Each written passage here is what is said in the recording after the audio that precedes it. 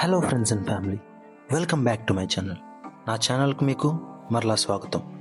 ఈరోజు మనం మాట్లాడుకునే ఎక్స్పీరియన్స్ చేయబోయే కొన్ని టాపిక్స్ గురించి చెప్పుకుందాం. The life of fisherman. మీలో ఎంతమందికి ఫిషర్మ్యాన్స్ గురించి తెలుసు? నాకు తెలిసి 50% వరకు అయితేనే మీకు తెలిసి ఉంటుంది. మిగతా తెలియని 50% మీకు ఈరోజు ఎక్స్ప్లెయిన్ చేసి నేను ఎక్స్పీరియన్స్ చేయించబోతున్నాను. సో ఎటువంటి లేటు లేకుండా పదండి మొదలు పెడతాం. హాయ్ హలో అండి, అందరికీ నమస్తే. నా పేరు మార్టిన్. మీరు చూస్తున్నారు ఇట్లు మీ తెలుగు వ్లాగర్. ఛానల్కి ఏమన్నా కొత్తగా వచ్చింటే సబ్స్క్రైబ్ చేసుకోండి.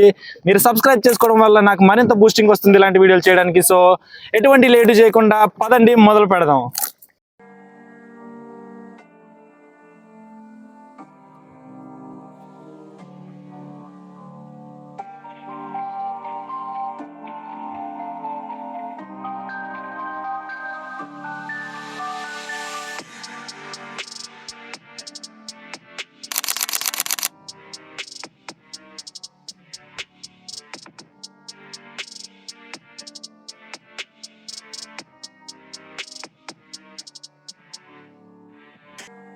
సో టాపిక్ వస్తే కనుక ఫిషర్మ్యాన్స్లో చాలా రకాల వాళ్ళు ఉంటారు. అందులో ఒక స్పీషీస్ వాళ్ళే ఈ పూరి పెంటకొట్ట వాళ్ళు. సాధారణంగా నదుల్లో వేటకు వెళ్ళడం మరియు సముద్రంలో వేటకు వెళ్ళడం చాలా వేరు. ఆంధ్రప్రదేశ్లో తుని అన్న ప్రాంతం నుంచి ఒరిస్సాకి మైగ్రేట్ అయిన వాళ్ళే ఈ ఫిషర్మ్యాన్. ఇక్కడున్న ఫిషర్మ్యాన్స్ని వాటర్ బలిజర్స్ అని పిలుస్తారు. సముద్రంలో ఫిషింగ్ అనేదంతా ఈజీ కాదని విన్నాను, కానీ వాళ్ళని నేను కొన్ని ప్రశ్నలు అడగడం అయితే జరిగింది. అవేంటో మీరు చూడండి. వచ్చి 70 సంవత్సరాలు అయిపోతుంది. కర్రల తప్ప ఉన్నప్పుడు నావలు ఉన్నాయి, 2-3 కర్రల తప్పలు ఇవన్నీ ఉండగలాగా పేపర్ తప్పులు వచ్చాయి. ఇందులో వచ్చినా ఇందులో 40,000 50,000 చెప్తున్నారు. ఇప్పుడు సొసైటీలోనేమో అప్పుడు 20,000 30,000 వచ్చేది, ఇప్పుడు 50,000. ఏ ప్రెసిడెంట్ మమ్మల్ని లెక్క చేయట్లేదు, పెద్దలు లెక్క చేయట్లేదు. మమ్మల్ని గవర్నమెంట్ నుంచి ఎటువంటి సాయం కూడా రావట్లేదు. గవర్నమెంట్ కదా సాయం రావట్లేదు. మేము ఎలా వచ్చామో అలా బతకడం, గంగలోకి వెళ్ళడం, గంగలో నుంచి రావడం. దాదాపు ఎన్ని సంవత్సరాలు అవుతుంది ఇక్కడికి వచ్చి? మీరు ఇక్కడికి వచ్చి అంటే మేము వచ్చి మన తాతగానే ఉంటే వాళ్ళు పెద్ద 70 సంవత్సరాలు అయిపోయింది. మాకు వచ్చేంత 27 అవుతుంది. 27 సంవత్సరాలు మీరు వచ్చి అవుతుంది ఇక్కడికి వచ్చి. వచ్చిన నుంచి రూపాయి మాకు గవర్నమెంట్ లెక్క అంటే రూపాయి రాలేదు. మాకు గవర్నమెంట్ నుంచి రూపాయి కూడా రాలేదు. ఇప్పుడు ఆటకి వెళ్తారు కదా, చేపలు తెగిన తర్వాత మీకు మంచి రేటు పెరిగితే, లేకపోతే అవి కూడా అలాగేనా? రేట్ ఏముంటుంది? రేటు చేపలు తెలియాలంటే ఒక శంగా తెస్తే నెల 3-2 వచ్చేది. అలాంటిది ఇప్పుడు 1,500 1,100 కొంటున్నారు. మా ఆయిల్గా రావట్లేదు. ఏమన్నా వెంటనే ఇస్తున్నారా? 2 నెలలకి 2 వారాలకి 3 వారాలకి ఇస్తున్నారు. వెంటనే ఇప్పుడు అమ్ముతుంది చేపల డబ్బులు. చాలా విన్నానండి, అంటే చాలా వరకు చనిపోయారని. అంటే ఇలా వేటలకి వెళ్ళి చనిపోయారంటే ఉంటాయి, మరి రిస్క్ ఉంటుందండి. కొంత దొరికిన ఇప్పుడు నీటిలో పోయిన ఉంటారు. చంద్రబాబు మాకు తప్ప మొక్కేసేయచ్చు, ఒక ప్యాన్గా తెలియచ్చు, గెంతి ఎప్పుడు కదా ప్యాన్ తెలియచ్చు. అలాంటి పోయారు, చాలా మంది పోయారు. పోయినా గవర్నమెంట్ ఏ లెక్క చేసుకోలేదు. మనల్ని ఏది లెక్క చేసుకోలేదు, సాయం అయినా లేదు. ఇప్పుడు మనుషులు తెచ్చిపోయారు. ఆ తెచ్చిపోయిన వాళ్ళకి కదా రూపాయి రావడం కావలేదు. మనకి దగ్గరికి మన పూరి బ్యాంకులో చూసి ఉంటాను. దగ్గర వచ్చిన కానీ అయితే 26 27 అవుతుంది. దగ్గరగా 10 మంది తెచ్చుకోవచ్చు. నా చూసి అయితే ఇది తప్పల కింద దీని కింద తెచ్చుకున్నాడు. మరి అంటే మరి మనకు అతనికి వెళ్ళకపోతే కొడుకు కడదు, మనకేం ఉద్యోగాలు చదువులు. ఆ నీటిలోకి వెళ్తే గంగ దారిస్తే అలా అదలకి వెళ్ళేదని 5,000 10,000 తెచ్చుకోవడం, అయ్యే రైతులు సరంగా పెంచుకోవడం, ఏమైనా చేయడం. ఏడు ఇలాగే అవి పెంచుకోవడం. మళ్ళీ అమ్ముతున్నాం. ఈ ఏళ్ళమ్మ అంటే మళ్ళీ లెచ్చగారు అనుకో, మళ్ళీ లెచ్చగారు చుక్కులారు ఇస్తారు. అప్పటిదాకా సరం కూడా అప్పు చేయడమే రైతులకైనా ఇంటికాడ పెడతారు కదా. ఒక రేటు రాదు, మరి షాప్ పెట్టేస్తుంది అనమాట.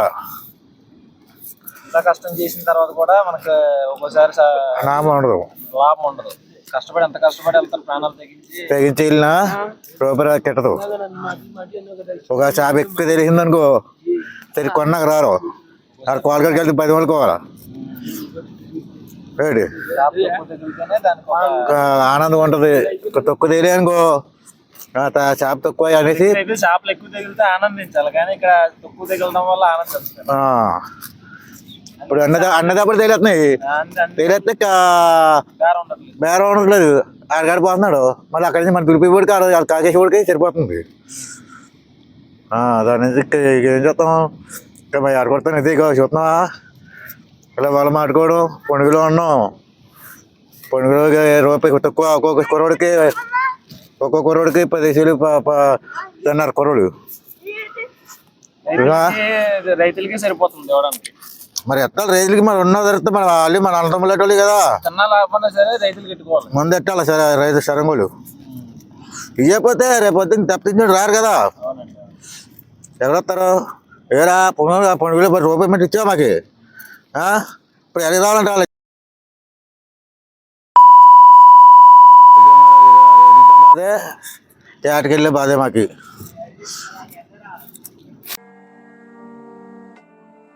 ఇవన్నీ విన్న తర్వాత నాకు అనిపించింది ఏంటంటే వీళ్ళకి గవర్నమెంట్ నుంచి ఎటువంటి సాయం అందడం లేదు.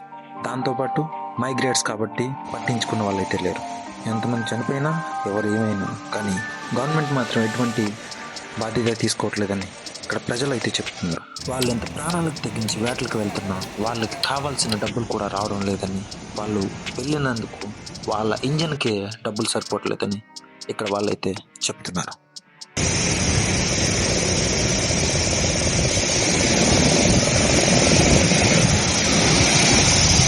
వాళ్ళు కోరింది ఏంటంటే ఎక్కడైతే ఒక ఫిషింగ్ హార్బర్ ఉంటే వాళ్ళకి చాలా అవసరం ఉంటుంది.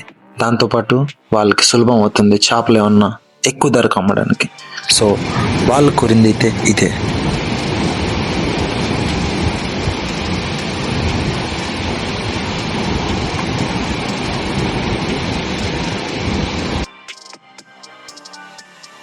దాదాపు 5 కిలోమీటర్ల వరకు విస్తీర్ణంతో ఉన్న ఈ ప్రాంతంలో ఫిషింగ్ హార్బర్ ఉండడం అనేది చాలా అవసరం. ఇక్కడ ఎటువంటి సదుపాయాలు లేకపోవడంతో జనాలే వాటిని భుజాలపైన వేసుకొని సముద్రం దాకా తీసుకొని వెళ్తుంటారు. అసలు సముద్రంలో వేట ఎలా ఉంటుందని మీ ఎవరికి తెలియదు కాబట్టి అందరికీ చూపించడానికి నేను ఒకరితో అయితే వేటకు వెళ్ళడానికి అయితే మాట్లాడాను. వాళ్ళు కూడా ఒప్పుకున్నారు. సో నేనైతే వేటకు వెళ్ళడం అయితే జరుగుతుంది. నేను వెళ్ళబోయే బోట్ అయితే ఇదే. సముద్రంలో వేటకు వెళ్ళడం అంత ఈజీ కాదు, చాలామంది చెప్తూ వచ్చారు. దాన్ని నేను ఎక్స్పీరియన్స్ చేయడానికి ఎటువంటి ఎక్స్పీరియన్స్ లేకపోయినా మీకోసం అవన్నీ ఎక్స్పీరియన్స్ చేయించడానికి నేనైతే సముద్రంలోకి అయితే వెళ్ళబోతున్నాను. అక్కడ ఉండిపోయే కొన్ని వాటి గురించి మీకైతే ఎక్స్ప్లెయిన్ చేస్తాను. వీడియోని అయితే ఎక్కడా స్కిప్ చేయకుండా చూడండి. పదండి మొదలు పెడదాం.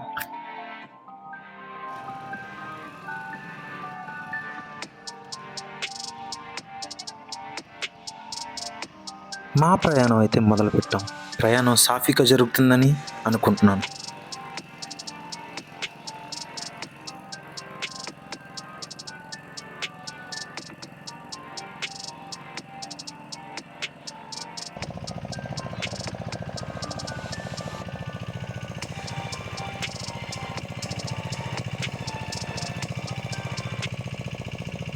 నాకు ఎటువంటి ఎక్స్పీరియన్స్ లేదు ఇందులో, నేను ఫస్ట్ టైం వెళ్తున్నాను. ఈ ప్రయాణం స్టార్టింగ్ నుంచి ఎండింగ్ వరకు ఎలా ఉంటుందని మీకు నేను షేర్ చేసుకుంటాను. సో ఎక్కడ మీరు వీడియోని అయితే స్కిప్ చేయకుండా చివరి వరకు చూడండి. ఇప్పుడు వేయబోయే వల అయితే ఇదే. ఇది దాదాపు ఒక 7 కిలోమీటర్ల వరకు కవర్ చేస్తుంది. చేపలు పడడానికి ఇది అవకాశం ఉంటుంది దీంట్లో ఎక్కువగా. దీన్ని ఏమన్నా ఇవ్వాలంటారా అండి? 7 వల అంటారంట. ఒక విధంగా మనం బోట్ అన్నాం కదా, బోట్ కూడా బోట్ కాదంట, తెప్ప అని అంటారంట. బోట్ మామూలుగా అయితే వేరే దగ్గర మన సైడ్ అయితే బోట్ అని అంటాం, కానీ ఇది తెప్ప అంటారు దీన్ని. బోట్లు అంటే ఇప్పుడు మనం వెళ్ళింది కదా ఇందాక ఒకసారి చూపించాం కదా, అదైతే బోట్.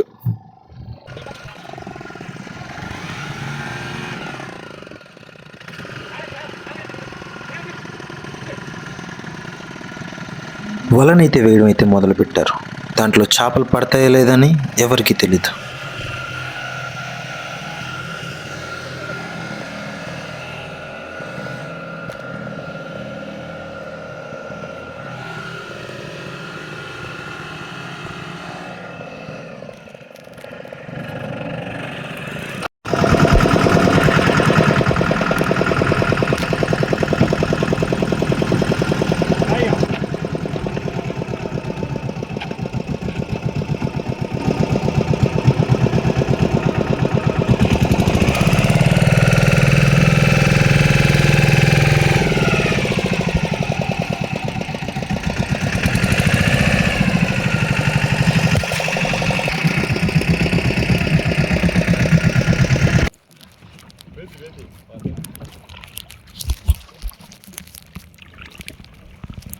చూడండి నల్లమట్టి ఎంత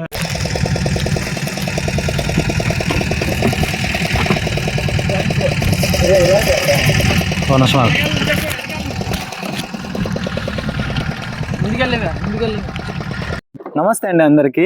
ఇప్పుడైతే ఇది మనం బల్ల గురించి చెప్పబోతున్నాం. బల్ల ఎందుకు వేస్తారంటే, ఈ బల్ల బోట్ వెళ్ళేటప్పుడు అటు ఇటు బ్యాలెన్స్ అవడానికి, అంటే స్పీడ్ లో వెళ్తుంది కదా, ఇటుపక్క అటుపక్క వాలకుండా దాన్ని స్ట్రైట్ గా వెళ్ళేటట్టు చేయడానికి అయితే ఈ బల్ల అయితే యూజ్ అవుతుంది.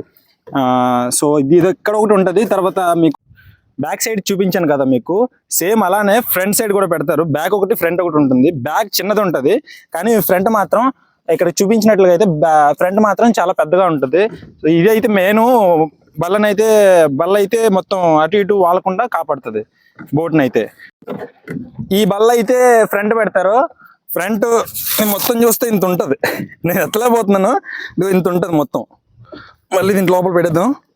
అయితే ఇంత ఉంటుంది. ఇది ముందు ఉంటుంది అనమాట. ఇది కొంచెం పెద్దగా ఉంటుంది, అటు ఇటు బ్యాలెన్స్ అవడానికి కూడా యూజ్ అవుతుంది. ఇది మీరు చూసినట్లుగా అయితే ఇది బ్యాక్ సైడ్, ఇది చాలా చిన్నగా ఉంటుంది.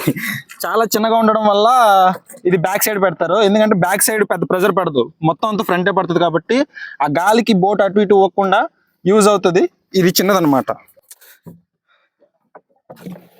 నేనైతే ఆ బోట్ వెళ్తున్నప్పుడు నిలకడగా నించోలేకపోతున్నాను.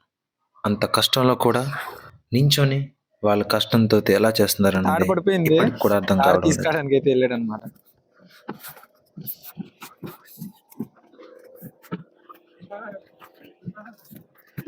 ఇదైతే బోట్ ఇంజిన్. మీకు నేను వీడియోలో చెప్పినట్టుగా అయితే స్టార్టింగ్ లో చెప్పాను కదా, ఇది బోట్ ఇంజిన్ అనమాట. దీని మోడల్ వచ్చేసి 9 HP air cool diesel marine engine. ఇది కొన్ని బోట్లకు అయితే 7 HP కూడా వాడతారు, కానీ దీనికైతే 9 HP ఉంది. ఇదైతే 5 లీటర్ డీజిల్ కి అయితే 15 కిలోమీటర్లు అయితే మైలేజ్ వరకు ఇస్తుంది ఇది. దాంతోపాటు ఇది హ్యాండిల్, ఇది పట్టుకునే హ్యాండిల్, అది బ్యాక్ సైడ్ ఫ్యాన్ ఉండే ఏరియా. దీని ద్వారా దాదాపు ఎంత వరకు ఉండొచ్చు? దాదాపు అంటే గంట నుంచి గంటన్నర వరకు ప్రయాణం చేసే ఉంటది. తర్వాత మరి మనం అవతలకి వెళ్ళిన తర్వాత గాలి సపోజ్ ఎక్కువ అయినట్లయితే అంత ప్రయాణం చేయలేము. ఒక 30 minutes లోనే ప్రయాణం చేయగలం. 30 నిమిషాలు ప్రయాణం చేసే దగ్గర మనం చేయగలం. ఓకే. ఇప్పుడు చూసినట్లుగా అయితే మనకి సుమారు మనం 40 నిమిషాల పైగా మనం ప్రయాణం చేసి వచ్చాం ఇంత దూరం. ఇక్కడి నుంచి మనం అక్కడెక్కడి నుంచి వచ్చాం, అక్కడెక్కడి నుంచో తర్వాత మనం ఇంత దూరం అయితే వచ్చాం. చివరికి అయితే వెళ్ళలేదు, సైడ్ నుంచి అయితే వచ్చాం అనమాట. సో ఈ విధంగా ఇంత దూరం అయితే వచ్చి మనం వల అయితే వేసాం. అయితే ఈ తెప్ప బోట్ ఒక డోర్ అన్నమాట. ఇందులోనే మనకి కావాల్సిన సామాన్లు, తర్వాత వంటకు సంబంధించినవి చాలానే ఉంచుతారు. ఇప్పుడు నేను చూసింది ఏంటి అంటే, చేపలు తగులుతాయా లేదా అని ముందుగా అంచనా వేసి చెప్పగలరు దీని ద్వారా. ఎందుకంటే కిందన చేపలది వెళ్ళే శబ్దం అనేది మనకి వినిపిస్తుంటుంది. సో అరుస్తుంటాయి, సౌండ్లు వస్తుంటాయి.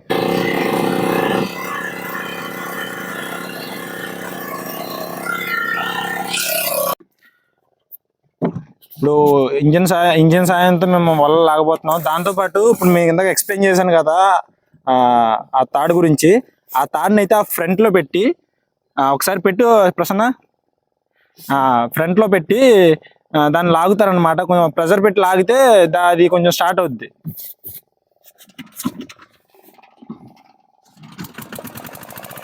చూసారు కదా, ఇంజిన్ అయితే స్టార్ట్ అయింది.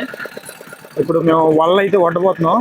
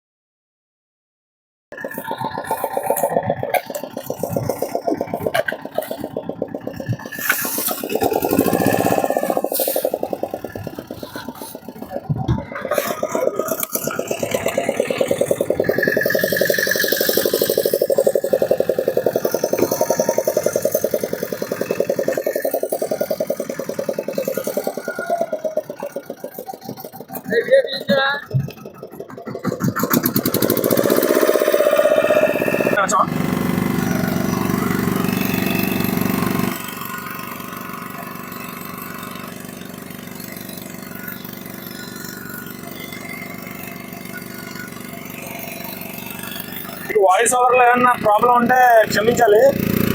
ఇంజిన్ సౌండ్ కి వాయిస్ ఒక్కొక్కసారి వినిపించకపోవచ్చు, కానీ వినిపిస్తుందని అనుకుంటున్నాను నేను, ఎందుకంటే నాయిస్ క్యాన్సిలేషన్ అయితే ఆన్ చేశాను. మీకు వినిపించవచ్చు, వినిపించకపోవచ్చు. ఏమన్నా ఒకవేళ వినిపించకపోతే మాత్రం క్షమించండి నన్ను.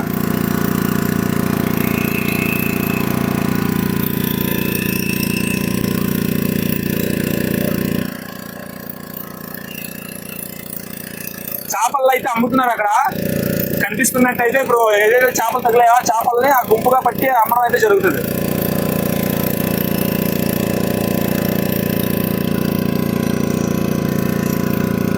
మీకు జనం బాగా కనిపిస్తున్నారు కదా, అదైతే గోల్డెన్ బీచ్.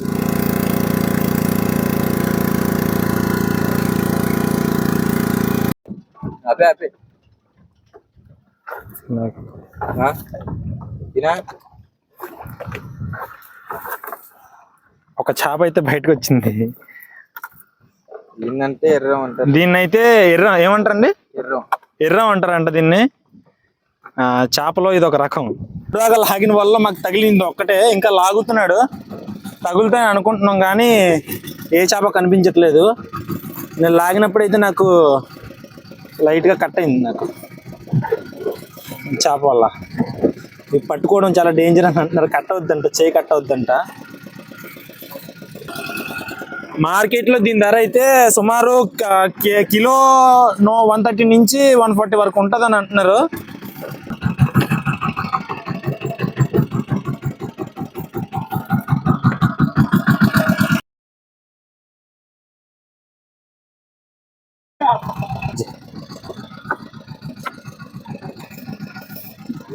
ఒక పీత అయితే వచ్చింది. దీన్ని ఏం పీత అంటారా? దీన్ని చుక్కల పీత అని అయితే అంటారంట. దీని ధర అయితే దాదాపు మార్కెట్లో అయితే 90 నుంచి 120 వరకు దీని ధర అయితే ఉంటుంది.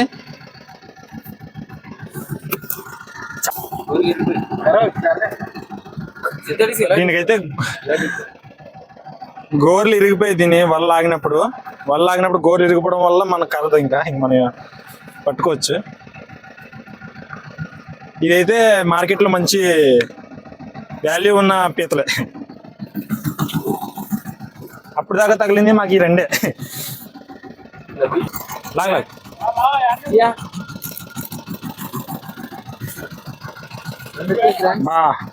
ఇంకో 2 అయితే తగిలాయి. సేమ్ ఇప్పుడు మనకి ఇప్పుడు చూసాం కదా, సేమ్ చేపలు 2 అయితే తగిలాయి.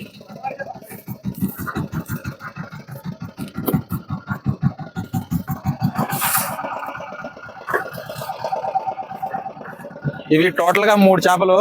ఈ 2 చిన్నవి, ఇది పెద్దదే.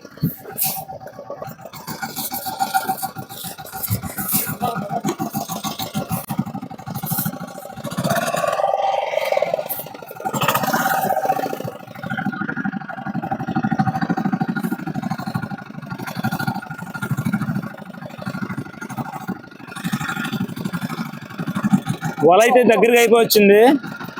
తాళ్ళు వస్తున్నాయంటే ఇంకా వల అయిపోయినట్టు అని అర్థం దగ్గరికి. మాకు చేపలు ఏమైతే పడలేదు. ఫిషర్ మ్యాన్ లైఫ్ అంటే అంత ఈజీ కాదు. మీకు చూపించాను కదా, మొత్తం 3 చేపలు పడ్డాయి. 3 చేపలు తీసుకొచ్చుకున్న ఇంజిన్ ఆయిల్కి కూడా సరిపోవు, అంతలా ఉంటుంది. కష్టం, అంత ఈజీ కాదు. ఫిషర్ మ్యాన్ లైఫ్ అనేది అంత ఈజీ కాదు. సో చూసినట్లుగా అయితే మా ఫ్రెండ్ అయితే చాలాసేపటి వరకు లాగాడు, వల్ల అయితే లాగడంలో ఎంత కష్టం ఉంటుంది. తర్వాత ఒడ్డు నుంచి కర్రలు పెట్టుకొని మోసుకొచ్చి సముద్రం దాకా తీసుకొచ్చి రావడం ఎంత కష్టం ఉంటుందో మనం అందరూ చూసాం. సో అవన్నీ చూసిన తర్వాత మీకు అర్థమై ఉంటుంది ఫిషర్ మ్యాన్ లైఫ్ అనేది ఎంత కష్టం. కొన్నిసార్లు లైఫ్లో కొన్ని జరగవు, అలా అని మనం నిరాశ చెందకూడదు. సో ఇలానే ఫిషర్ మ్యాన్లో కొంచెం స్ట్రాంగ్గా ఉండాలి. ఇంకా నేను ఇదే చెప్పగలుగుతున్నాను. ఈ వీడియోకి ఇంతటితో ఎండ్ కట్టబడుతుంది. మీరు ఫిషర్మెన్ లైఫ్, ఇంకా మన ఆంధ్ర నుంచి పూరికి మైగ్రేట్ అయిన పీపుల్స్ గురించి కూడా తెలుసుకుని ఉంటారు. సో ఇలాంటి వీడియోస్ మరిన్ని మనం చేయడానికి అవకాశం ఉంటుంది. మీరు కనుక నాకు బూస్టింగ్ ఇచ్చి ఇలాంటి వీడియోస్ చేయడానికి సబ్స్క్రైబ్ చేసుకుంటే అదే నాకు ₹1,00,00,000. సో ఎవరు కూడా మిస్ కాకుండా సబ్స్క్రైబ్ చేసుకోండి. ఉంటానైతే. ఇలాంటి వీడియోస్ మరిన్ని వస్తాయని ఆశిస్తూ ఇట్లు మీ తెలుగు వ్లాగర్.